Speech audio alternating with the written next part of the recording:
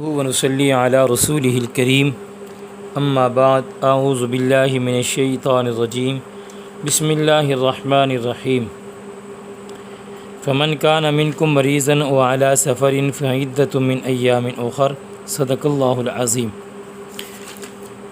پہلے ہم نے روزے کے رخصت کے بارے میں بات کی، اب ہم جن باتوں سے روزہ ٹوٹ جاتا ہے اس کے بارے میں بات کریں گے۔ اصطلاح کے اندر روزہ ٹوٹنے والی چیزوں کو مفسدات کہتے ہیں، اور مفسدات کی دو قسمیں ہیں، ایک وہ جن سے صرف قضا واجب ہوتی ہے، دوسرے وہ جن سے قضا اور کفارہ دونوں واجب ہوتے ہیں۔ مفسدات کی دو قسمیں ہیں، ایک وہ جن سے صرف قضا واجب ہوتی ہے اور دوسرے وہ جن سے قضا اور کفارہ دونوں واجب ہوتے ہیں۔ جن باتوں سے صرف روزہ ٹوٹ جاتا ہے اور صرف قضا واجب ہوتی ہے ان کے مسائل ہم ابھی دہراتے ہیں۔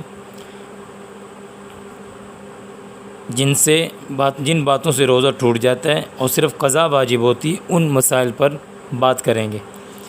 مسئلہ نمبر 1، کسی نے زبردستی روزہ دار کے منہ میں کوئی چیز ڈال دی اور وہ حلق سے اتر گئی تو روزہ ٹوٹ گیا۔ کسی نے زبردستی روزہ دار کے منہ میں کوئی چیز ڈال دی اور وہ حلق سے اتر گئی تو روزہ ٹوٹ گیا۔ مسئلہ نمبر 2، روزے کی حالت میں کلی کرتے وقت پانی حلق سے نیچے اتر گیا اور روزہ یاد تھا، روزہ ٹوٹ گیا۔ روزہ یاد تھا، کلی کرتے وقت پانی حلق سے نیچے اتر گیا، اس سے روزہ ٹوٹ گیا۔ نمبر 3 مسئلہ، کسی کو قے آئی، اس کو جان کر حلق میں واپس لٹا لیا۔ قے آئی اور اس کو جان بوجھ کر حلق میں واپس لٹا لیا یا قصداً منہ بھر کر قے کر ڈالی تو روزہ ٹوٹ گیا۔ کسی کو قے آئی اور اس کو جان بوجھ کر حلق میں واپس لٹا لیا یا قصداً منہ بھر کر کہہ کر ڈالی، روزہ ٹوٹ گیا۔ مسئلہ نمبر 4، دانتوں میں اٹکی ہوئی چیز یا باہر نکال کر نگل گیا، چاہے وہ چنے سے کم ہو یا زیادہ، روزہ ٹوٹ گیا۔ لیکن اگر نکالتے وقت خود بخود اندر چلی گئی، اگر وہ چنے سے کم ہے تو روزہ نہیں ٹوٹا، اور چنے کے برابر ہے تو روزہ ٹوٹ گیا۔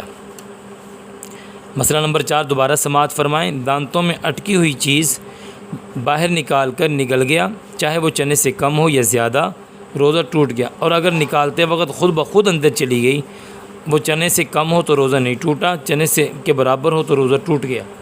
مسئلہ نمبر 5، رات کو منہ میں پان رکھ کر سو گیا، صبح صادق کے بعد آنکھ کھلی تو روزہ نہیں ہوا۔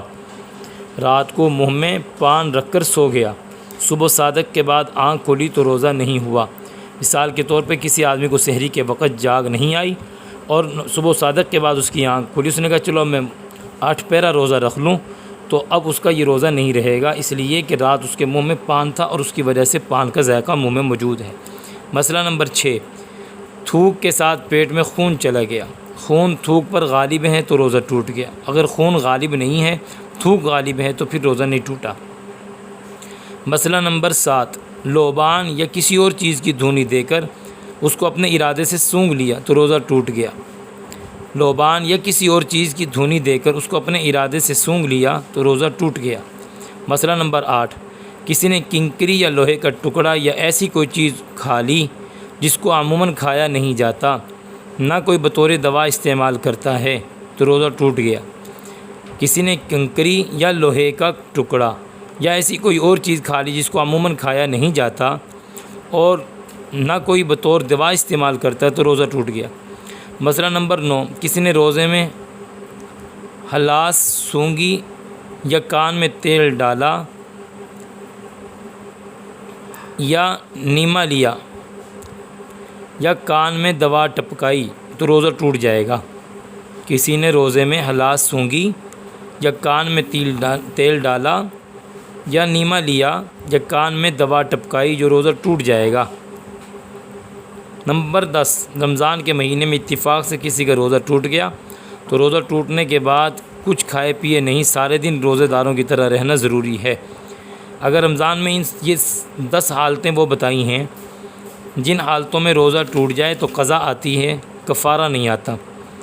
مفسدات روزہ اور بہت ہیں، ان کو بڑی کتابوں میں دیکھا جائے یا بوقت ضرورت علماء کرام سے یہ میں نے موٹی موٹی باتیں آپ سے عرض کی ہیں، اور ان مفسدات کے اندر بہت سی باتیں بہت سی کتابوں میں لکھی ہوئی ہیں، لیکن علماء کرام سے آپ رجوع کرتے رہیں تاکہ ان کے بارے میں آپ کو علم میں رہے۔